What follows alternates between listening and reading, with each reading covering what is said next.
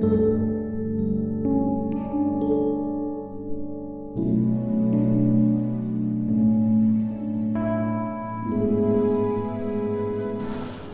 pagi saudara yang dikasihi Tuhan.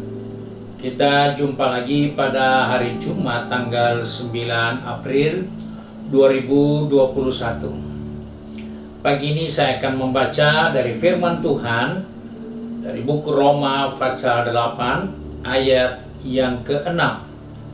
Firman Tuhan berkata sebagai berikut. Karena keinginan daging adalah maut, tetapi keinginan roh adalah hidup dan damai sejahtera. Puji Tuhan, kita menemukan suatu ungkapan yang patut kita perhatikan, bahwa Rasul Paulus menceritakan bagaimana pengaruh yang dibawa oleh kebiasaan-kebiasaan yang ada pada tubuh kita, yaitu keinginan daging dan juga ada keinginan roh. Di sini kita menemukan bahwa dengan jelas Paulus katakan keinginan daging adalah maut, tetapi keinginan roh adalah hidup dan damai sejahtera. Saudara yang dikasihi Tuhan, kita perlu memperhatikan hal ini di saat-saat kita masih bisa ada sebagaimana kita ada di hari-hari ini. Kalau kita bisa mengerti betapa berharganya hidup ini, maka kita tahu bahwa itulah pekerjaan yang dibuat oleh Roh Kudus di dalam diri kita masing-masing. Saudara-saudara, saya pernah bersama dengan seorang sahabat, dan suatu saat ketika kami sedang sibuk berbicara tentang pekerjaan Tuhan, dan saatnya kita istirahat untuk makan siang. Sementara makanan dipersiapkan, sahabat saya harus mengeluarkan obatnya. Dia harus menyuntikkan obat itu ke tubuhnya supaya dia bisa makan dengan baik dan tidak mengganggu kesehatannya. Dan dalam pembicaraan itu saya sempat teringat bahwa beberapa kali dia pernah anfal dan sakit.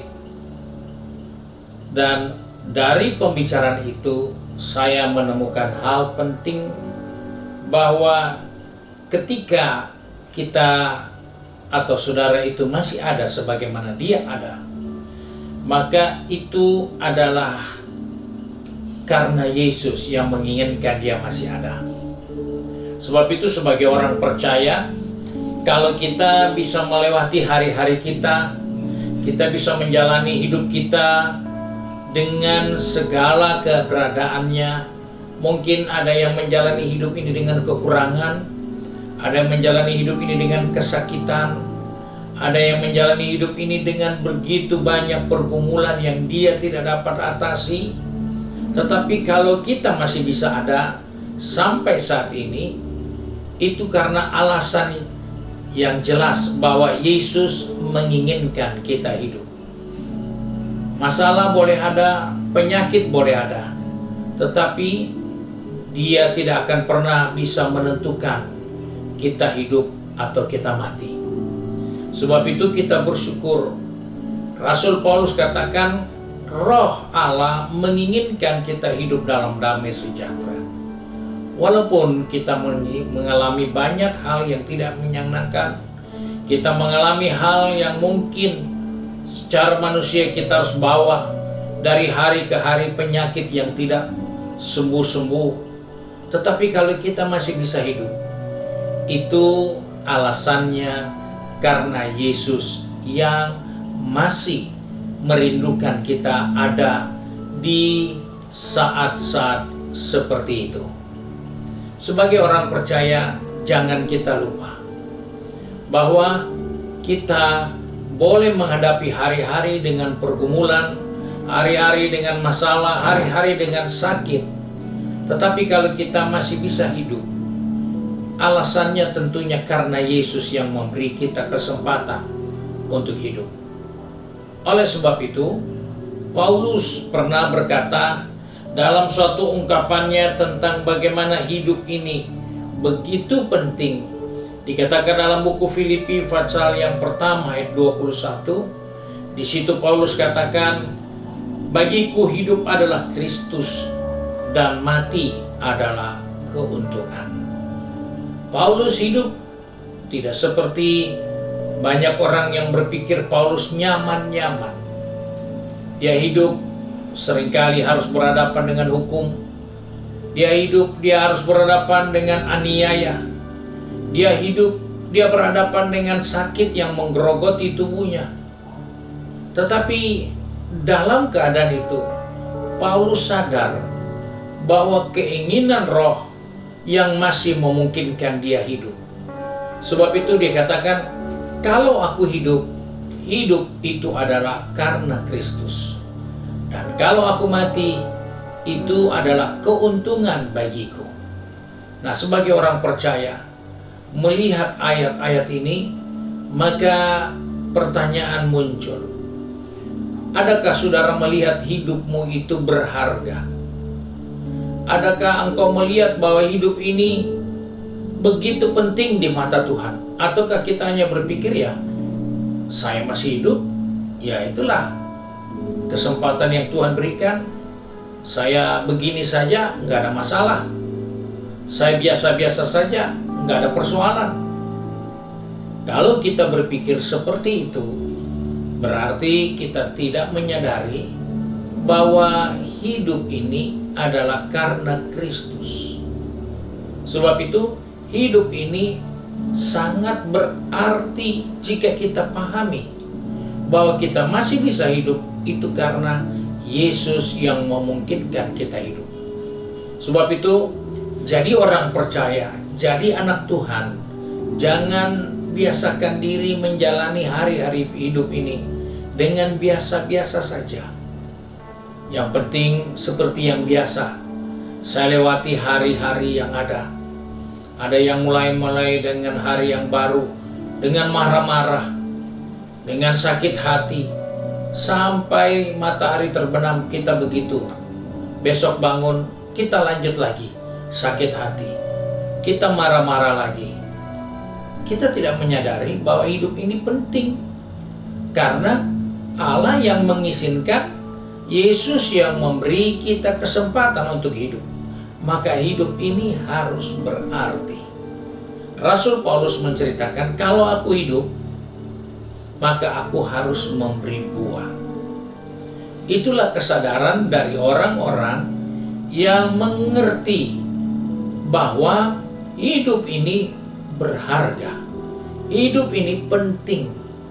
Hidup ini bukan hanya sekedar dijalani, mengalir saja, mau jadi apa terserah. Tidak.